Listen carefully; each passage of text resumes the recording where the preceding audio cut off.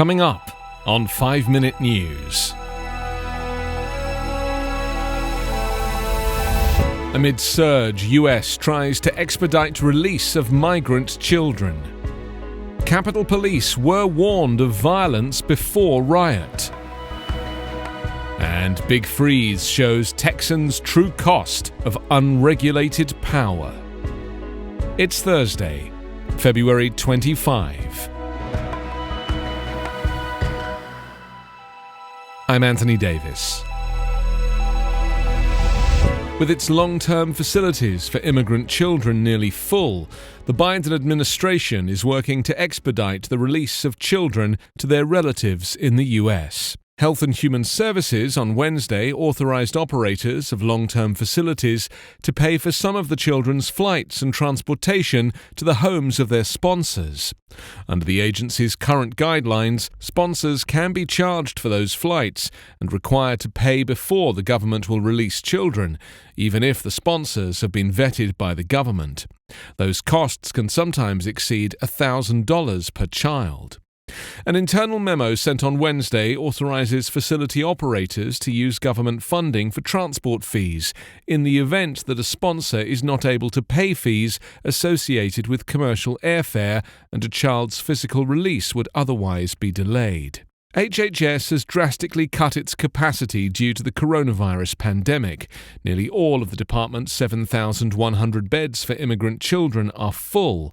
Meanwhile, Border Patrol agents are apprehending an average of more than 200 children crossing the border without a parent per day. Most Border Patrol facilities aren't equipped for long-term detention, with children forced to sleep on mats in cells where the lights stay on around the clock. To take children from the Border Patrol, HHS reopened a surge facility at Carrizo Springs in Texas that can hold up to 700 teenagers, and may soon reopen another site at Homestead, Florida.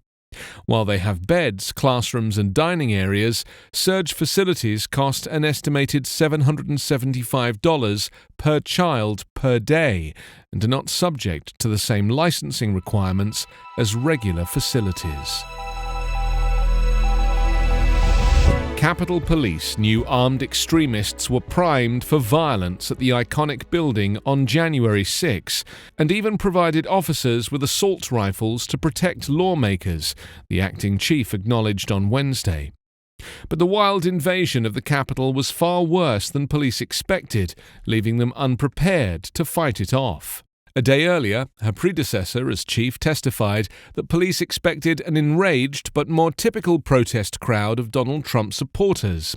But acting chief Yogananda Pittman said intelligence collected ahead of the riot prompted the agency to take extraordinary measures, including the special arming of officers, intercepting radio frequencies used by the invaders, and deploying spies at the rally where Donald Trump was sending his supporters marching to the Capitol to fight like hell. Pittman's testimony, submitted ahead of a House hearing today, provides the most detailed account yet of the intelligence and preparations by U.S. Capitol Police ahead of the insurrection, when thousands of pro-Trump rioters invaded the Capitol, aiming to stop Congress from certifying Joe Biden's election victory over Trump. As millions of Texans went without power and water last week, many simultaneously worried, helpless, about the catastrophically high energy prices they were suddenly being charged and couldn't afford.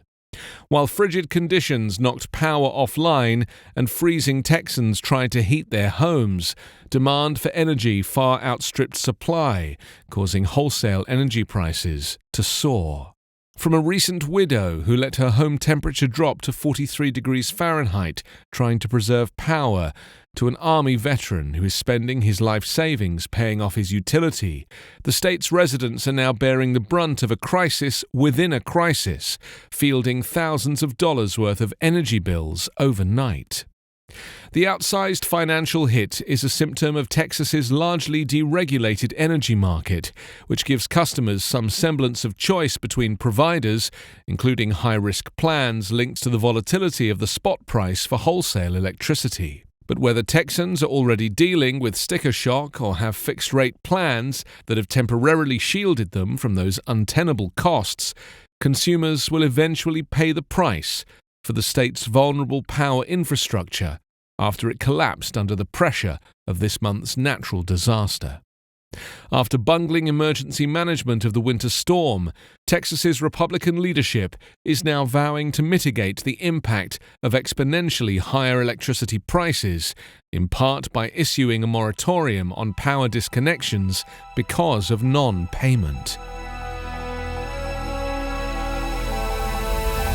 You can subscribe to 5 Minute News on YouTube with your preferred podcast app. Ask your smart speaker or enable 5 Minute News as your Amazon Alexa flash briefing skill. Subscribe, rate and review online at 5minute.news. 5 Minute News is an Evergreen Podcast covering politics, inequality, health and climate, delivering independent, unbiased and essential world news